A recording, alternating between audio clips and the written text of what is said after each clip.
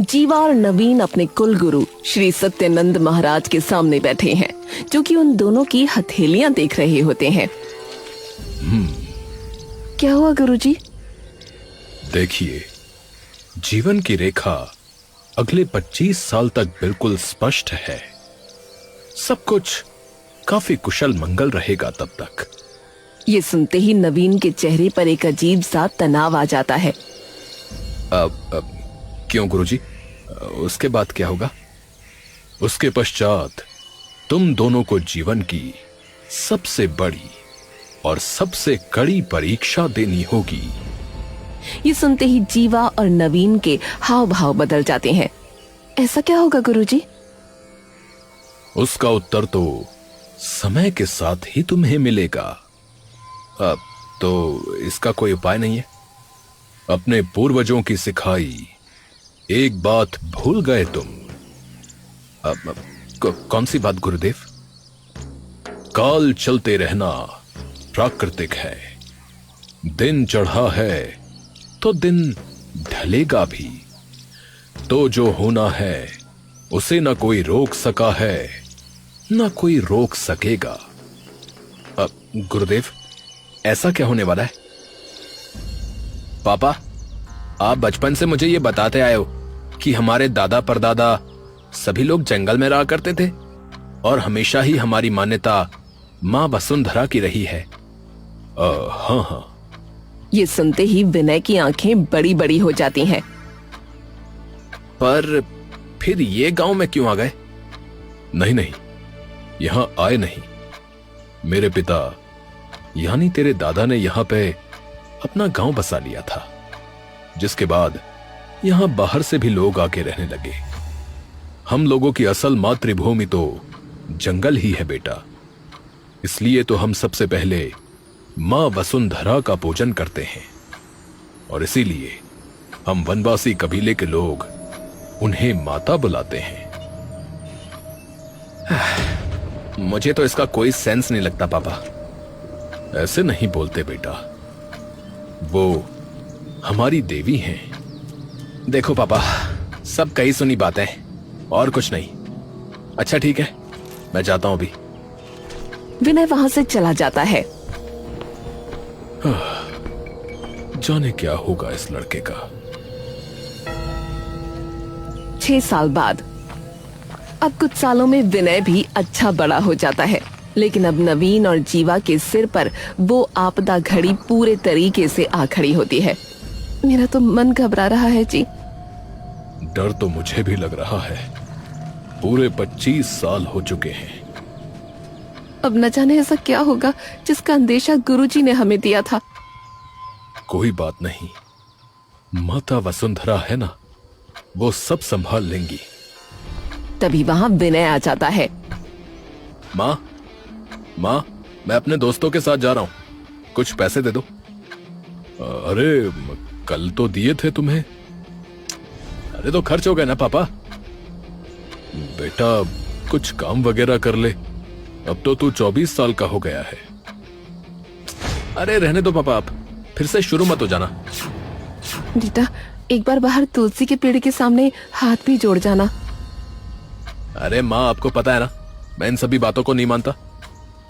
पर बेटा माता वसुंधरा हमारी पहचान है। नहीं पापा, वो आपकी पहचान है, मेरी नहीं। विनय चिड़चिड़ाता हुआ वहां से चला जाता है। जब से इसने उन दोस्तों के साथ रहना शुरू किया है, तब से ऐसे ही चिड़चिड़ा सा हो गया ये। सच में एक घड़ी भी हम दोनों के पास नहीं बैठता। विनय अपने दोस्तों के साथ घूम रहा होता है। हाँ भाई, लाया आज कुछ पैसे वगैरह है बे? अरे दिया ही नहीं यार। बोलते हैं कि कुछ काम वाम कर। तो कर लेना भाई, कुछ काम कर ले। अरे यार पहले कुछ खाते हैं, तुम भी पैसे निकालो भाई। अबे भाई तुझे पता है ना, मेरे पास होते तो मैं मना क्यों करता भाई। वैसे भाई तो तू है हमारा। अरे भाई तुम ये सब छोड़ो, चलो बढ़िया से नहाने चलते हैं नदी में। अरे यार लेकिन पहले कुछ खाने पीने का तो कर लेते हैं। बताओ नवीन, आज कैसे आना हुआ? गुरुजी, हम इसलिए आए हैं क्योंकि वो वक्त आ गया है जिसकी चेतावनी आपने हमें 25 साल पहले दे दी थी। श्री सत्यानंद कुछ देर के लिए चुप हो जाते हैं और फिर उन दोनों की ओर देखते हैं। तो अंततः परीक्षा की घड़ी आ ही गई। जी गुरुजी, पर अब हम क्या कर सकते हैं, हमें समझ ही नहीं आ रहा। वक्त के बहाव को कोई नहीं रोक सका। तुम्हें बस डट के मुकाबला करना होगा इस परीक्षा का। अब पर गुरुजी, कोई तो समाधान होगा। समाधान तो नहीं, परंतु एक सीख तुम्हें अवश्य दूंगा कि उस परीक्षा में तुम्हारा सबसे बड़ा समर्थक तुम्हारी जड़ें होंगी। तो वर्तमान की उलझन को सुलझाने के लिए भूतकाल के पास जाना होगा।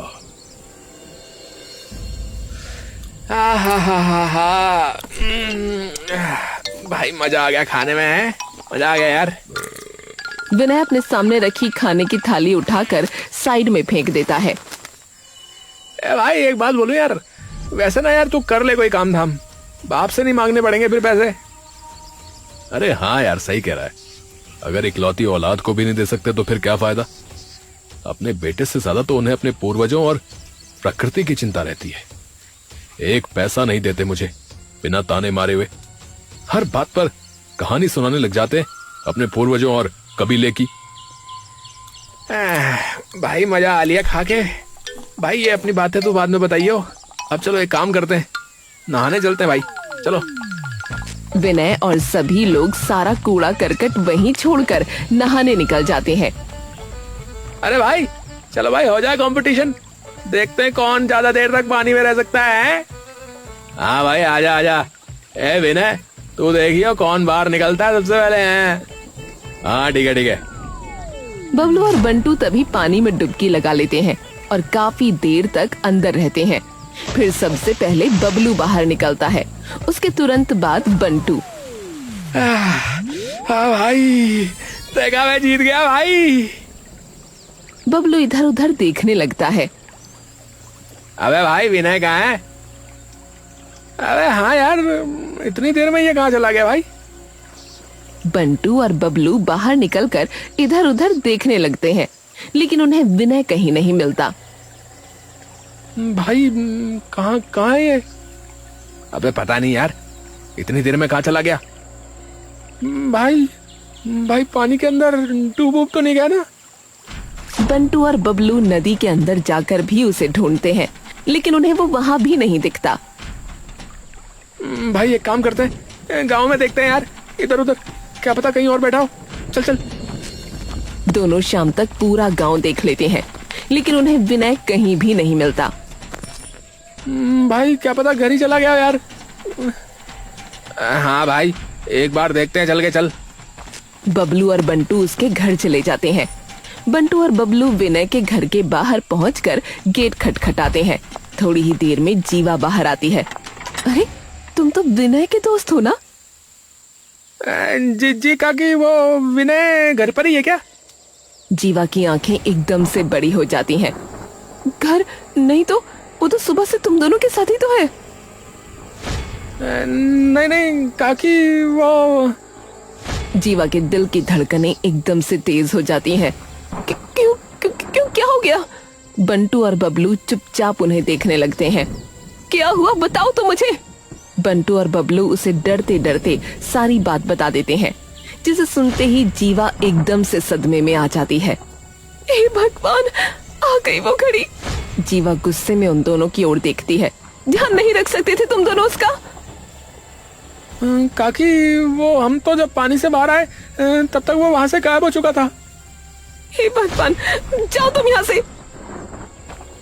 बंटू और बबलू तभी वहां से चले जाते हैं।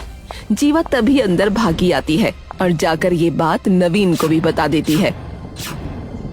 हे भगवान, वो गया कहाँ पर इतनी देर में? मुझे नहीं पता, पर आप जल्दी से थाने चलो, पता नहीं कहाँ होगा मेरा बच्चा। नवीन और जीवा तुरंत थाने जाकर विनय के लापता होने की रिपोर्ट दर्ज करा देते हैं। देखिए साहब, विनय हमारी इकलौती औलाद है, उसके बिना हम लोग कहाँ जाएंगे। सच में साहब, वही एक सहारा है हमारा। देखिए, आप बिल्कुल चिंता मत कीजिए, हम अपनी पूरी जी जान लगा देंगे उसे ढूंढने में।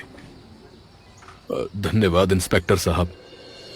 नवीन और जीवा इतना कह के वहाँ से निकल जाते हैं। सुनिए जी, मैं कहती हूँ एक बार हम भी जंगल की तरफ देख कर आते हैं ना। हाँ हाँ, चलो चल के देखते हैं। नवीन और जीवा उसे आधी रात तक जंगल में इधर उधर खूब खोजते हैं, लेकिन उन्हें विनय कहीं नहीं दिखता। हे भगवान, कहाँ गया मेरा बच्चा। नवीन हाथ जोड़कर प्रार्थना करने लग जाता है। हे माता वसुंधरा, हमारे बेटे की सभी भूलों को माफ कर देना और उसकी रक्षा करना माता। विनय बेहोश वहाँ लेटा होता है, लेकिन एकदम से उसकी आंखें खुलती हैं और वो झटपट उठकर बैठ जाता है।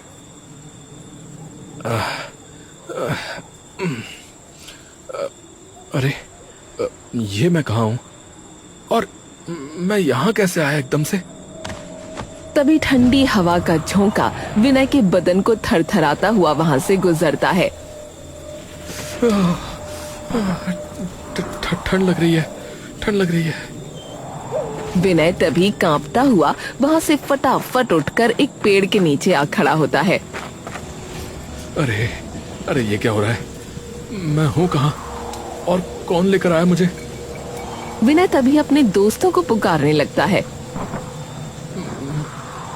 दोस्त कहाँ है मेरे? बंटू, बंटू, अरे भाई बबलू। कोई आवाज वापस उस तक नहीं आती। अरे यार, ये सभी लोग कहाँ चले गए?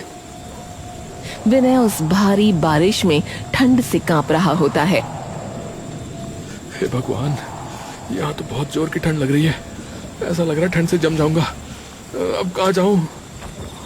विनय तभी हिम्मत करके इधर उधर देखने लगता है। तभी उसे एक छोटी सी गुफा दिख जाती है और विनय कांपता हुआ फटाफट उस गुफा के अंदर घुस जाता है। हे भगवान, सारे कपड़े गीले हो गए और ठंड बहुत ज्यादा लग रही है। अब क्या करूं? तभी विनय देखता है कि उस गुफा में कुछ लकड़ी और पत्थर पड़े हैं। हाँ, अरे पापा ने सिखाया था बचपन में कि लकड़ी और पत्थर से कैसे आग जलाते हैं। हाँ, वही करता हूँ। विनय तभी वो लकड़ियां इकट्ठी कर लेता है और 2 पत्थर उठाकर उन्हें आपस में रगड़ने लगता है। तभी एक जोर की चिंगारी उसमें से बाहर निकलती है और आग जल जाती है। बच गए भैया, बच गए। विनय आग के सामने बैठकर हाथ सेकने लगता है। वहीं दूसरी ओर अगला दिन भी पूरा निकल जाता है, लेकिन पुलिस को विनय का अभी भी कुछ पता नहीं लग पाता। देखिए, हमारी टीम कोशिश कर रही है। जंगल बहुत बड़ा है, आपको भी पता है, तो वक्त लग सकता है। नवीन और जीवा वहाँ से चुपचाप उठकर बाहर आ जाते हैं। 2 दिन हो गए पर उसका कुछ पता नहीं लग पाया। नवीन जी, मुझे अब बहुत डर लग रहा है। गुरुजी के अलावा अब हम कहीं और भी नहीं जा सकते। पर उन्होंने पहले ही मना किया है, इसका समाधान उनके पास नहीं है। पर बताना तो पड़ेगा ना, ताकि वो ये बता सकें कि अब हमें करना क्या है। नवीन और जीवा तुरंत सत्यनंद महाराज के पास पहुंचते हैं और उन्हें सारी बात बता देते हैं। गुरुजी, अब हम क्या करें?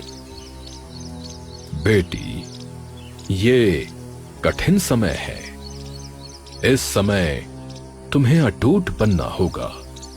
जिस माता वसुंधरा ने आज तक हम सबको संभाले रखा है, बस उन पर भरोसा रखकर अपना कर्म करना होगा।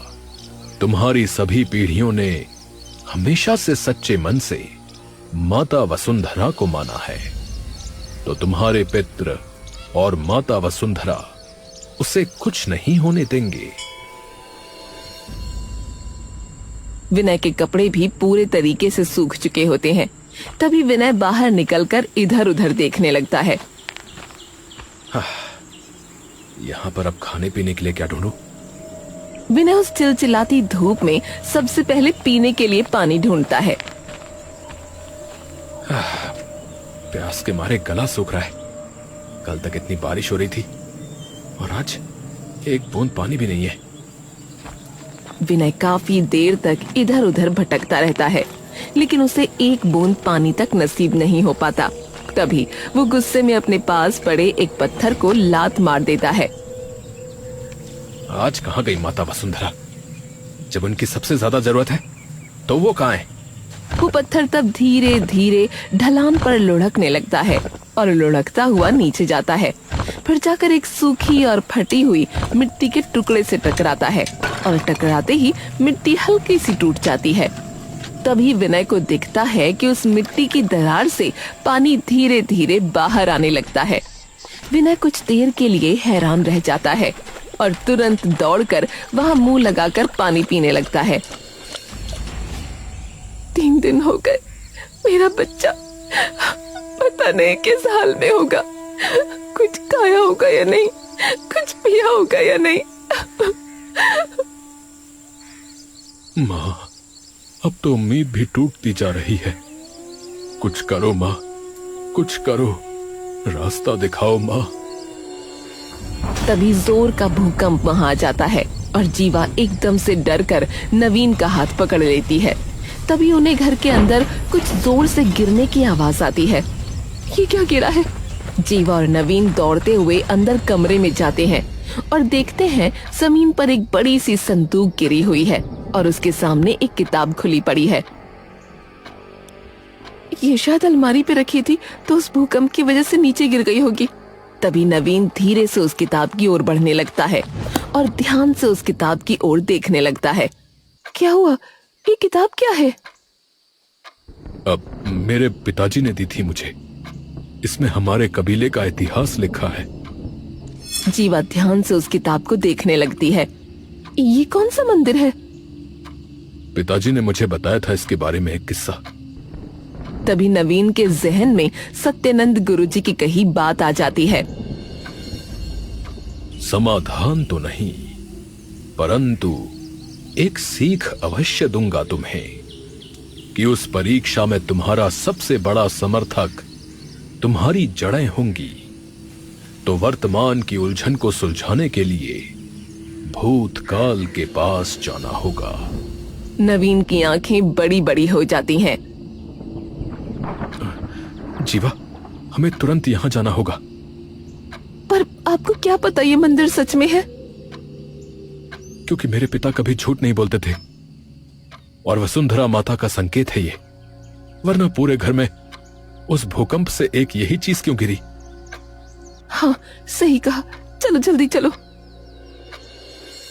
दूसरी ओर विनय को पानी तो मिल जाता है, लेकिन खाने की तलाश उसकी अभी भी अधूरी होती है। खाली पेट 3 दिन यूं बीत जाते हैं। अरे यार, अब तो चलने की भी हिम्मत नहीं हो पा रही है। तभी विनय को चक्कर आने लगते हैं और वो वहीं गिर जाता है। धीरे धीरे उसकी आंखों से दुख के आंसू बहने लगते हैं।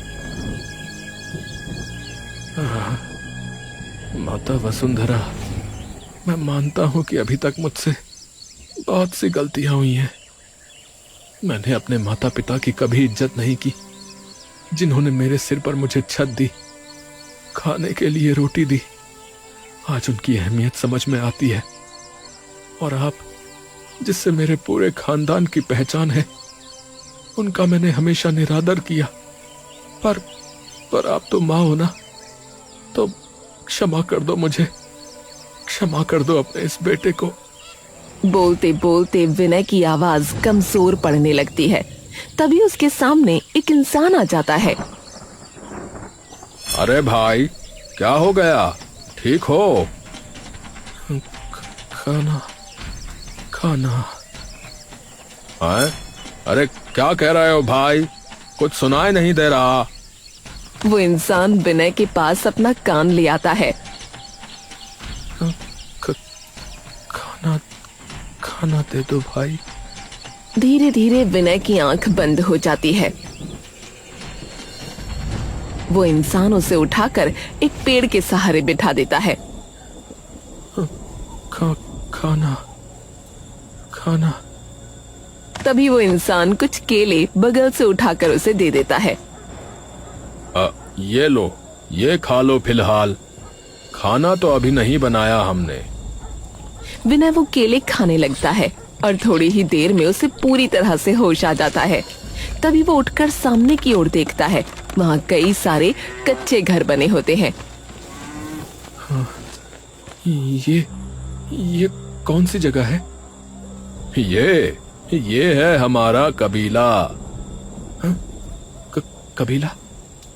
हाँ भैया, वनवासी कबीला। ये सुनते ही विनय पूरी तरीके से चौंक जाता है। क्या? पर ये कैसे हो सकता है? विनय इधर उधर देखता है। आपको पता है, कई वर्षों पहले ही सभी लोग जंगल से वापस आ गए थे, ऐसा मेरे पापा ने बताया था।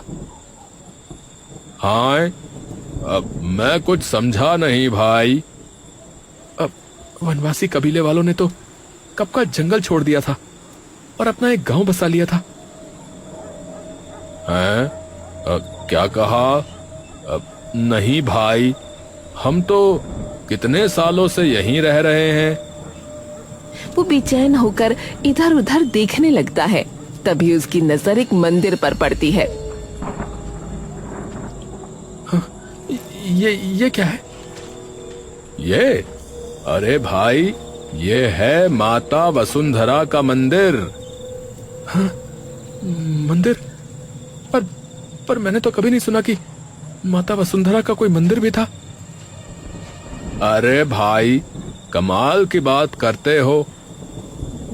आपने कभी इस मंदिर की गाथाएं नहीं सुनी? कैसी गाथाएं? वो इंसान विनय को मंदिर के अंदर ले जाता है, जहाँ एक बड़ा सा पेड़ खड़ा होता है। उस पेड़ पर कई सारे टीके लगे होते हैं और कई सारे फल वहाँ रखे होते हैं। अब ये क्या है?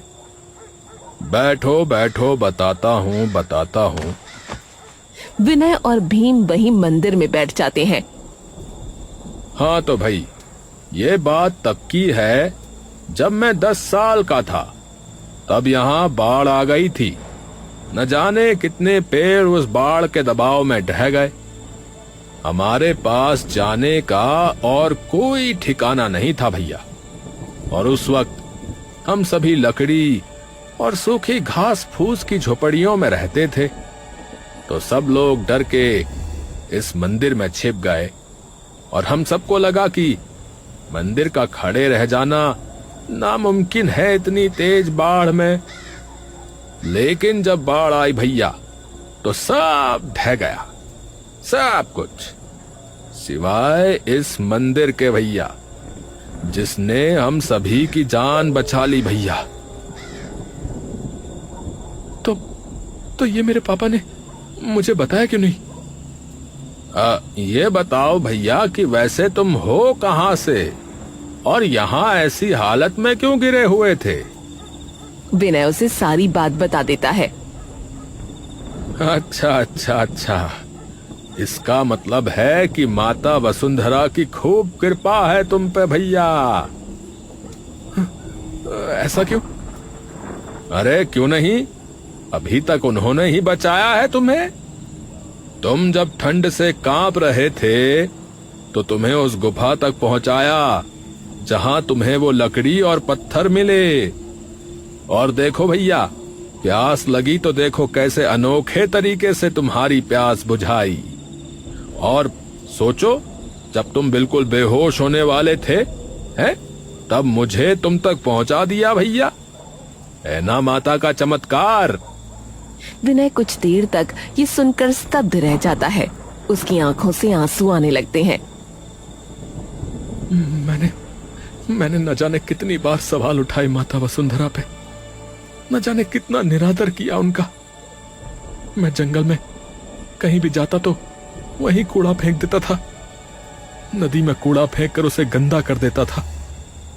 हर जगह मैंने बस कूड़ा ही फैलाया, हमेशा अपने पूर्वजों का मजाक उड़ाया, उनसे चिढ़ा रहा। लेकिन मैं ये भूल गया था कि मैं उस वंश से आता हूं जिसका वजूद ही प्रकृति से है, माता वसुंधरा से है। विनय हाथ जोड़कर रोते रोते वहां अपना सर झुका लेता है। माफ कर देना माता, माफ कर देना मुझे। हाँ भैया, बस इसी राह पे लाने के लिए ही तो तुम्हारी ऐसी परीक्षा ली गई थी भैया। विनय वापस उठकर उसकी ओर देखता है। वैसे आपका नाम क्या है? मेरा नाम है भीमदास। ये नाम सुनते ही विनय चौंक जाता है। हाँ? अरे यही नाम तो मेरे दादाजी का भी है। तभी एकदम से मंदिर का दरवाजा खुलने की आवाज उसे आती है और विनय एकदम से उस ओर देखता है जहां उसके माँ बाप खड़े होते हैं। हाँ? माँ, पापा। जीवा जैसे ही विनय को देखती है तभी उसकी आंखें भर आती हैं और वो सीधा विनय के गले लग जाती है। हाय मेरा बच्चा, कहाँ चला गया था तू? विनय तभी देखता है कि भीम अब वहां नहीं होता। अरे वो कहाँ गए? कौन? विनय इधर उधर देखने लग जाता है लेकिन उसे वहां कोई नहीं दिखता। विनय तभी मंदिर से बाहर निकलकर इधर उधर देखने लगता है लेकिन वहां भी अब कोई घर नहीं होता। तभी नवीन और जीवा भी वहां आ जाते हैं। अरे वो सभी घर कहाँ गए? बेटा क्या हुआ बेटा, तुम ठीक तो हो? विनय तभी नवीन की ओर देखता है। पापा आपको कैसे पता कि मैं यहाँ पर हूँ? नवीन उसे वो किताब दिखा देता है। बेटा, ये तेरे दादा ने लिखी थी तो इसमें इस मंदिर का पता चला। विनय ये बात सुनते ही पूरे तरीके से दंग रह जाता है। उसकी आंखों से आंसू बहने लगते हैं। क्या हुआ बेटा? विनय सारी बात नवीन और जीवा को बता देता है।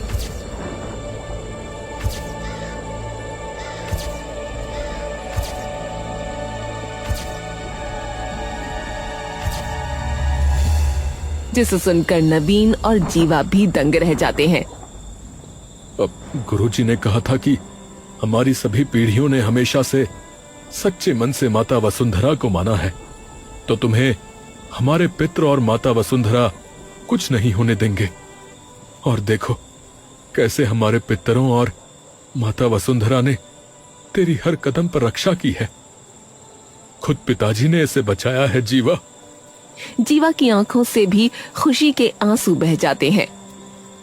मैंने आपकी बेइज्जती तक की है पीठ पीछे कि आप तो मुझे पैसे नहीं देते, लेकिन इन 3 दिनों में जंगल में भटकने के बाद पता चला कि आपने तो सब कुछ दिया था मुझे। पापा, आपने रहने को छत दी कि गर्मी सर्दी में मुझे कुछ झेलना ना पड़े। और माँ, दुनिया इधर से उधर हो जाए लेकिन मजाल है कि तुमने मुझे कभी भूखा सोने दिया हो। और जिस भगवान से मैं चिढ़ता रहा, यहाँ उसी भगवान ने बचाया मुझे। मुझे माफ कर देना पापा, मुझे माफ कर देना। जीवा और नवीन उसे तभी गले लगा लेते हैं। अरे तुझे अपनी भूल पता लग गई ना, बस इतना ही काफी है। कोई बात नहीं। पर अब गलतियां सुधारनी भी होंगी। नवीन और जीवा वापस घर जाने लगते हैं लेकिन तभी विनय बीच में रुककर नदी की ओर जाने लगता है। अब कहाँ जा रहा है बेटा? अपनी गलतियां सुधारने पापा। विनय उस पेड़ के पास चला जाता है जहां वो और उसके दोस्त बैठे खाना खा रहे थे। ये मेरा किया हुआ है माँ। विनय वो सारा कचरा वहां से साफ कर देता है और उस पेड़ के सामने अपना सर झुका लेता है। माफ करना, आज के बाद ऐसा कभी नहीं होगा, कभी नहीं। उसे देख नवीन और जीवा मुस्कुराने लगते हैं और अपने हाथ जोड़ लेते हैं। हमारे बेटे को सही रास्ते पे लाने के लिए बहुत बहुत धन्यवाद आपका माता, बहुत बहुत धन्यवाद।